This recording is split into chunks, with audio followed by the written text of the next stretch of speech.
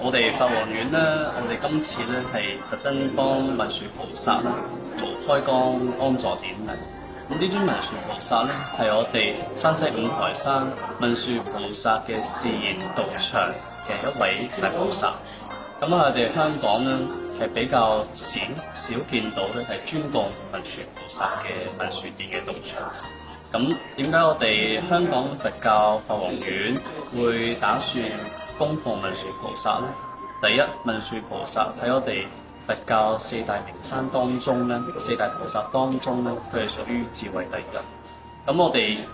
喺應對唔同嘅障礙同埋唔同困難嘅時候咧，好多時候啲人做錯選擇，其實就係因為我哋智慧唔夠。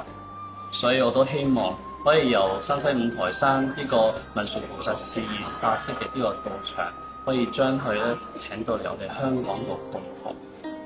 咁我哋法王院今次咧非常之有殊勝嘅因緣，由我哋緬甸嘅呢個古寺當中咧出土，可以出土到佛陀嘅舍利。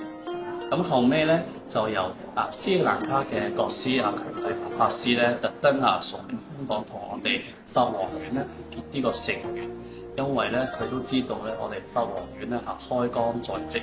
咁咧佢都希望咧我哋法王院作為一個正信道場，咁都可以供我哋佛教徒乃至社會大眾咧可以瞻仰到呢一個佛陀嘅遺骨真嘅舍利。所以當時候咧，斯里蘭卡國師咧特登嚟呢度同我哋灑淨同埋安放呢個舍利。咁呢個舍利咧，佢係會永遠寄存於我哋法王院嘅。所以我哋希望咧，大家都可以珍惜呢個因緣，因為我哋話見舍利即見佛，佢就係佛陀嘅分身。所以其實呢一個咧，亦都係增添咗我哋法王院嘅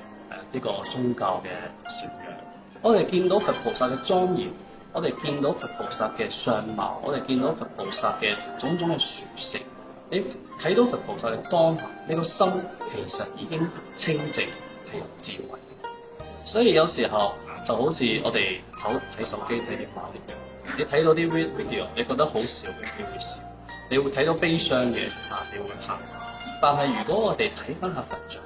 睇到清淨嘅嘢，睇到俾我哋慈悲嘅嘢，咁相對嚟講，其實我哋人咧就會慈悲智慧多些少。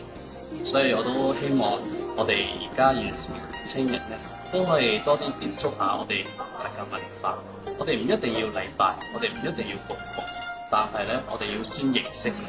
我哋認識咗呢個文化，然後咧，我哋將呢個文化咧，可以利益到我哋自己嘅地方咧，我哋都係可以將呢個佛法咧融入到我哋嘅生活。